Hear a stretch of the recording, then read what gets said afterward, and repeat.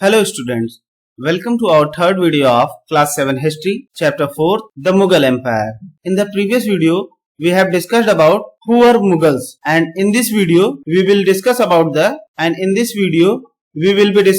the Akbar's policies, Mughal Empire in the 17th century and after.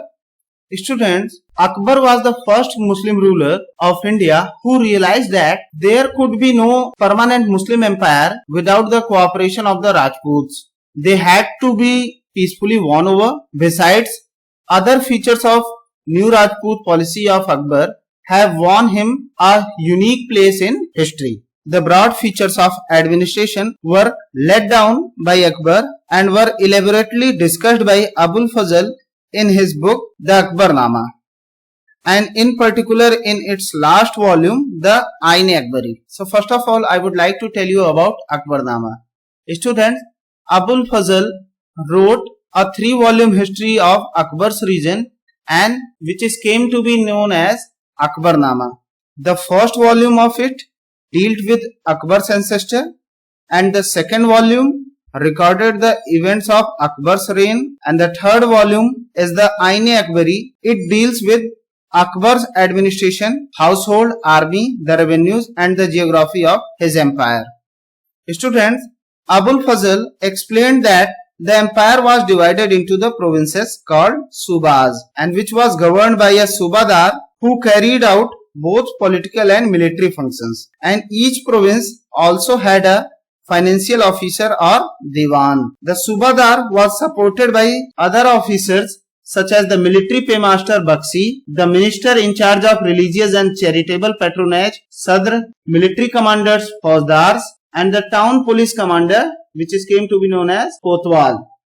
Now we will discuss about Sulh-e-Kul. Students, while Akbar was at Fatehpur Sikri during the 1570s, he started discussions on religion with the ulema, Brahmins, and who were Roman Catholic and Zoroastrians.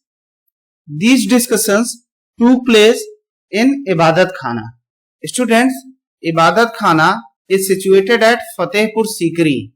बच्चों, अकबर की रुचि विभिन्न व्यक्तियों के धर्मों और रीति रिवाजों में थी। इस विचार विमर्श से अकबर की समझ बनी कि जो विद्वान धार्मिक रीति और मतांधता पर बल देते हैं वे अक्सर कट्टर होते हैं। उनकी शिक्षाएं प्रजा के बीच विभाजन और असामंजस्य पैदा करती हैं। ये अनुभव अकबर को सुलह-ए-कुल या फिर सर्वत्र शांति के विचार की ओर ले गए। सहिष्णुता की यह धारणा विभिन्न धर्मों के अनुयायियों में अंतर नहीं करती थी और यह नीति सर्वत्र लागू की जा सकती थी जिसमें केवल सच्चाई, न्याय और शांति पर बल था। Abul Fazl helped Akbar in framing a vision of governance around this idea of Sulh-e-Kul. This principle of governance was followed by Jahangir and Shah Jahan as well. Now I will give you a brief information about Noor Jahan and Jahangir. Students, Mehrun-Nisa married the Emperor Jahangir in 1611 and received the title Noor Jahan. Now we will discuss about Mughal Empire in the 17th century and after. Students, in the given map you can see the Mughal Empire during the Akbar's reign and expansion under the Shah Jahan and Aurangzeb. Students, the Mughal emperors and their mansabdars spent a great deal of their income on salaries and goods. This expenditure benefited the artisans and peasantry who supplied them with goods and produce, but the scale of revenue collected left very little for investment in the hands of the primary producers, the peasants and the artisans. The enormous wealth and resources commanded by the Mughal elites made them an extremely powerful group of people in the late 17th century, and as the authority of the Mughal emperors slowly declined, his servants emerged as powerful centers of power in the regions. Students, after 1707, after the death of Aurangzeb, the Mughal Empire started to decline. Now I will tell you what were the reasons behind the decline of the Mughal Empire. The one of the reason was weak successors and Aurangzeb's Deccan policy. Aurangzeb's Deccan policy means Aurangzeb had spent a large amount of money in fighting a long-drawn war in Deccan, foreign invasions and revolt of peasants due to rising tax. These were some of the reasons which were responsible for the decline of the Mughal Empire. And as the power of the Mughal Empire declined, their subordinates constituted new dynasties and held command of provinces like Hyderabad and Awadh. Although they continued to recognize the Mughal emperor in Delhi as their master. By the 18th century, the province of the empire had consolidated their independent political identities. Now, let's rewind what we have learned. Students, Akbar started the idea of Sulh-e-Kul or universal peace. As the authority of the Mughal emperor slowly declined, his servants emerged as powerful centers of power in the regions. By the 18th century, the provinces of the empire such as Hyderabad and Awadh had consolidated their independent political identities. Now, I will ask some questions to you based on today's topic.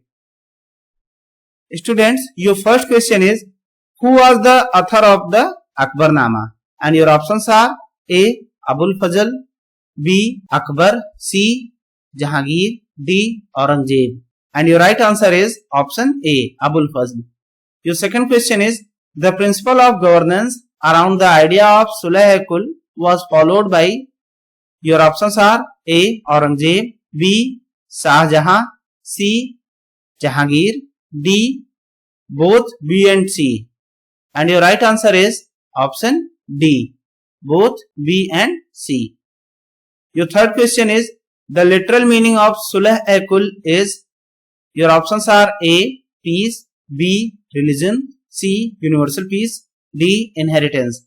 And your right answer is option C. Universal peace. Your fourth question is, each province also had a financial officer or dash, and your options are A. Diwan, B. Fauzdar, C. Subadar, D. Jagirdar. And your right answer is option A. Diwan. Now it's time for practice. Students, these are some of the questions for your homework.